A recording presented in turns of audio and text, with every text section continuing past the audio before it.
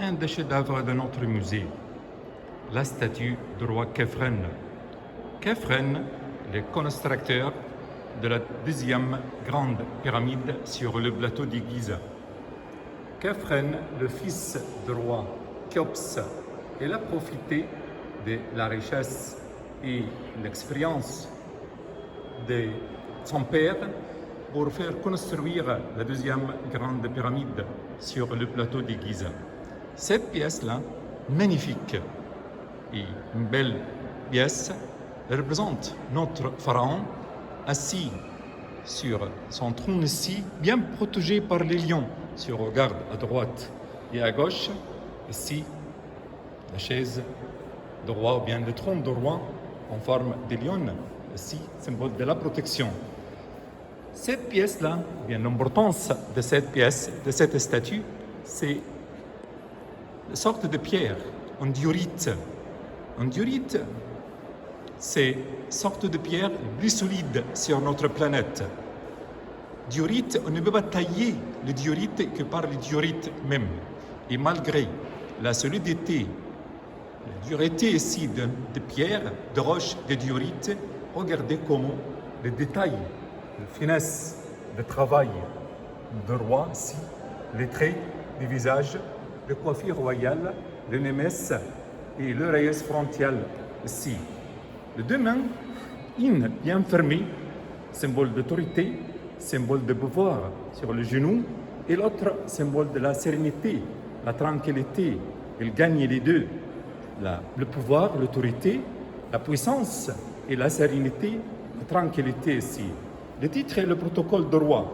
On trouve à droite et à gauche le cartouche de pharaon ici, Kha-F-Ra. Kha-F-Ra, Neferneter, Neb-Khaou. Le roi Khéphren, cette pièce-là trouvée par Auguste Mariette dans le puits à l'entrée des temples de la vallée des rois Khéphren sur le plateau de Gizeh. Si on visite les temples de la vallée du roi Khéphren, à côté de Sphinx, on trouve un puits où les gens jetaient l'argent maintenant, souhaitant le désir ou bien le bonheur.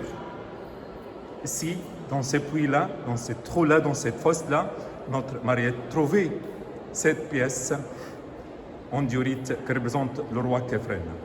Aussi, il y a plein d'explications, de théories autour de cette pièce, cette statue. Nous raconte que cette pièce-là, l'importance de cette pièce, c'est pas encore bien avec la solidité des pierres, une sorte de pierre, les traits du visage, les détails du visage du roi, mais on a aussi la forme, la chaise qui représente la triade.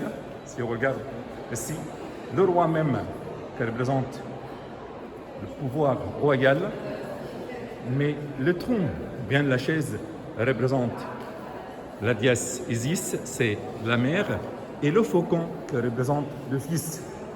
Donc c'est la triade ici.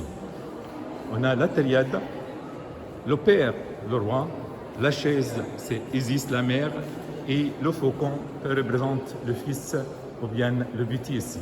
Si on regarde bien derrière le roi, on trouve le faucon qui protège. Le faucon représente le dieu Horus, protège le roi derrière la tête. Regardez comment. Et la tête de faucon un peu plus haute que la tête du roi. Mais c'est impossible de passer de devant si on est devant la statue. On ne voit jamais la tête de faucon ici. Quelle oreille frontale, le cobra, sur le front du roi. En plus, sur le tronc du roi, on trouve six mataouis, ou bien liés entre les deux fleurs sacrées, les papyrus, symbole du nord du delta d'Égypte, ici, et les bleutus, symbole du sud, pour confirmer, assurer l'unification entre les deux côtés, entre les deux parties d'Égypte, la haute et la basse Égypte ici, par le roi, sous le roi, si on trouve ici. La statue du roi Khéphren, en diorite, le fondateur de la deuxième dynastie, le constructeur de la deuxième grande pyramide sur le plateau de Gizeh. Magnifique pièce ici. Merci.